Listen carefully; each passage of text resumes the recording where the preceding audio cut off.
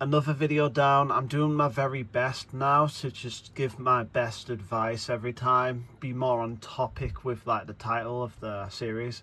And remember, if you've got any questions for me, just comment down below and I'll do my best to give you my best advice. I mean, I'm not perfect, I'm still on my own journey here, but you know, I'll give you what works for me and what makes me happy and stuff. I mean, very clearly I must be doing something right if I am as happy as I am in like the most ridiculous situations. I'm definitely not the most comfortable I've ever been in my life, but because, you know, I'm changing myself for the better, I'm learning, and you know, I'm moving house, you know, I'm controlling my emotions, just sort of getting my insecurities in check, because you know it's vital. Like self-love as well. Hug yourself as much as you can. Anytime you feel lonely, just go like, oh yeah, I've got that foundation, I can fall back on me. When you literally accept yourself for who you are currently, it all just falls into place. And believe me, when you make peace with what you have now, that's the paradox of the law of assumption.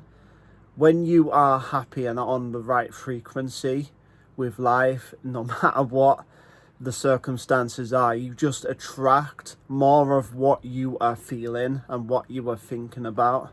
Although there's a bit of hair sticking out and stuff, like, you know, you can't really fix that. But you know, can I just say how good I've gotten at ponytails? Basically, I just did this. And then I was like, okay, my hair looks a little messy. I'll just brush the hair, and it just pulled it straight out of the ponytail. So I was like, I guess I can't do that then.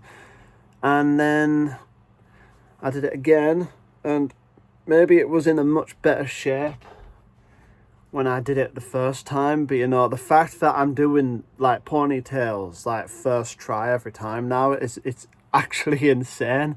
I remember, I literally just went in my head, like, I remember when this was impossible and I just could not do it. If you're currently struggling with something but you really want to do it, take as long as you need, but you will win eventually. I just replayed the footage and my ponytail is actually like pointed downwards, which is exactly what I tried to do.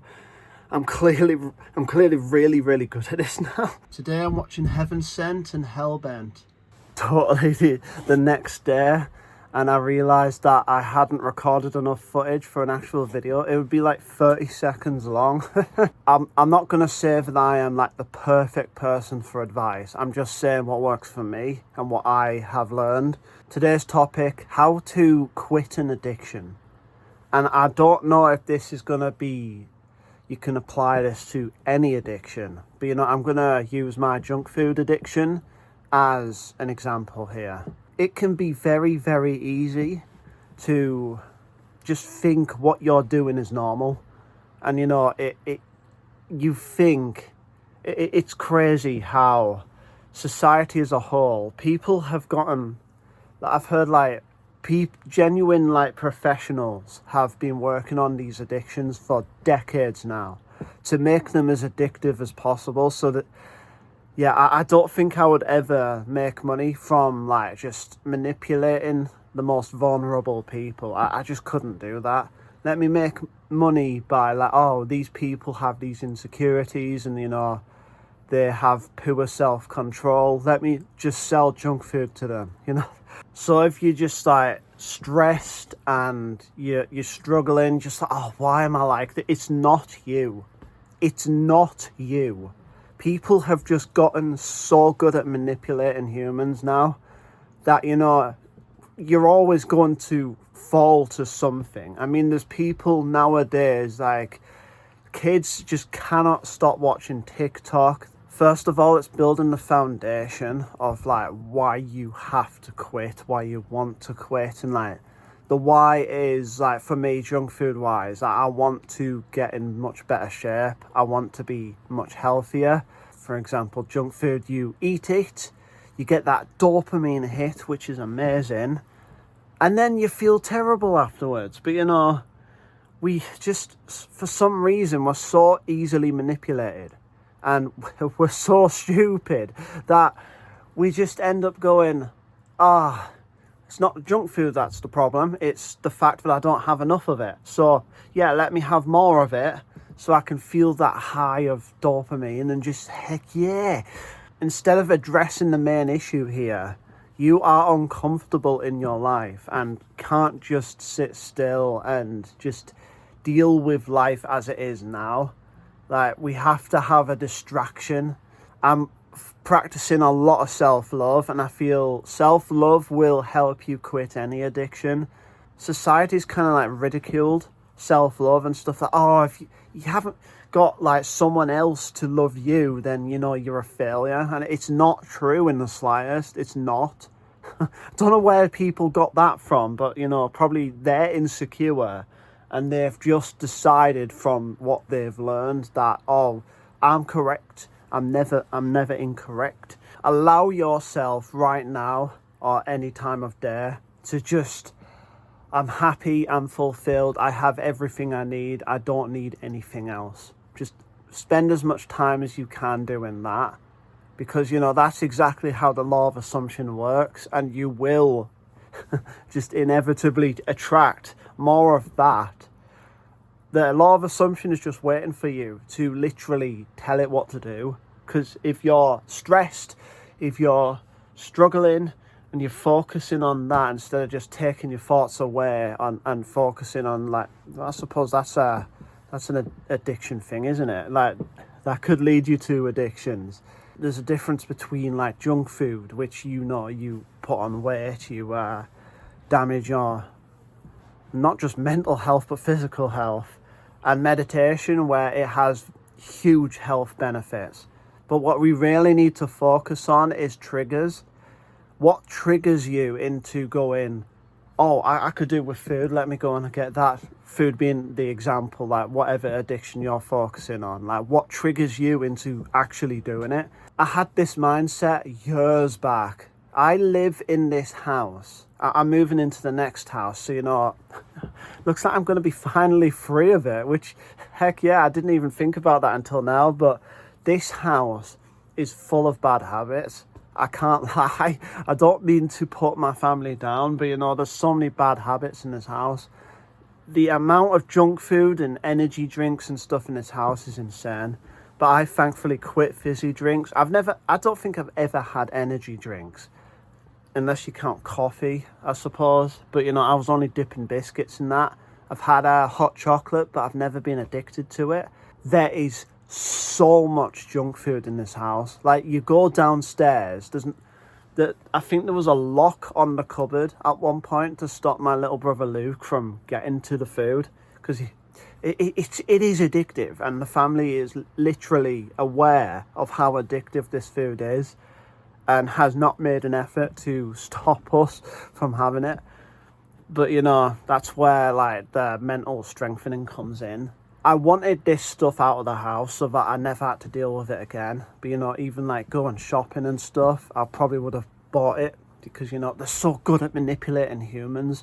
Although you can be the victim to a society that has manipulated you. The strongest way to do this is to realise the environment is not the issue, it's you. You have to respond differently to your triggers. I still go downstairs and check the cupboards, but I don't have that motivation to eat any of it anymore, or even like grab it and like look at it and stuff, because you know, I definitely know that it's not good for me now, and I don't have any point to have it.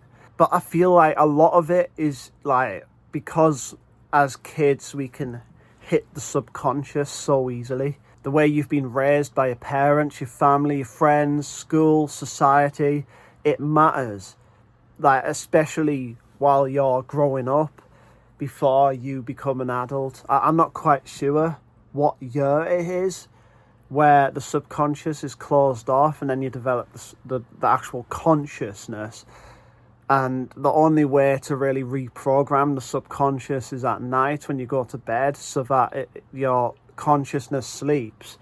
You just keep sort of doing affirmations and, you know, meditation and stuff, just feeling all that kind of thing, just to reprogram your brain. You can do it at any time. There's never a time in your life where you can't access the subconscious. It just gets a bit more tricky. But there's also that thing too, where you can actually become comfortable in your current life with the addiction. It's really easy to become comfortable. And, you know, there's always that kind of like, oh, my life gets a little bit more difficult if I were to quit these, so what's the point? When it gets more uncomfortable, you realise that that kind of illusion you've been under has lifted, and you see life for what it truly is. The way I see it, junk food, this is probably a controversial opinion. People have taken poison and made it taste good and have just given it to people. That's the way I see it. Like, it's not good for the body. They're trying to shut me up. Oh my gosh. Flipping heck. They're trying to get me this time round, but you're not shutting me up. The world will hear about this. Yeah, you have to realise that the reason why it gets worse for a bit when you quit your addiction is that you actually start to notice the damage you've done to your mental health and your physical health. It is strange, isn't it, how the body can literally adapt to just literally eating poison every day. It takes a lot of mental strength to just stand up and go, I'm not okay with this. I want to reach... Well, I still don't have that motivation to go to the gym and, well, possibly use like steroids and push myself to my limits, because, you know, I don't want to make myself miserable, but, you know, I want to raise my power level as much as I can. And when you focus a lot on self-love, you realize that you don't actually need the addictions. The law of assumption has led me, and it will lead you, to realizing that everything in the 3D, your reality, doesn't actually lead to happiness and fulfillment. You can only receive that by choosing to have it. Responding to the triggers properly can actually just ultimately it's the end game at that point. You just honestly destroyed the addiction. It would be awesome if I helped someone actually quit an addiction. If you've got any other questions and I didn't answer any like vital information, just let me know down in the comments, and I'll do my best to give you my best advice. Again, I'm not a professional at this, so I'm just giving you the advice of like what helps me. Anyways, if you got this far, put man in the comments. Also, if you haven't already, leave a like and subscribe. Anyways, I love you all. I hope you have a good day, and I'll see you in the next video. Bye.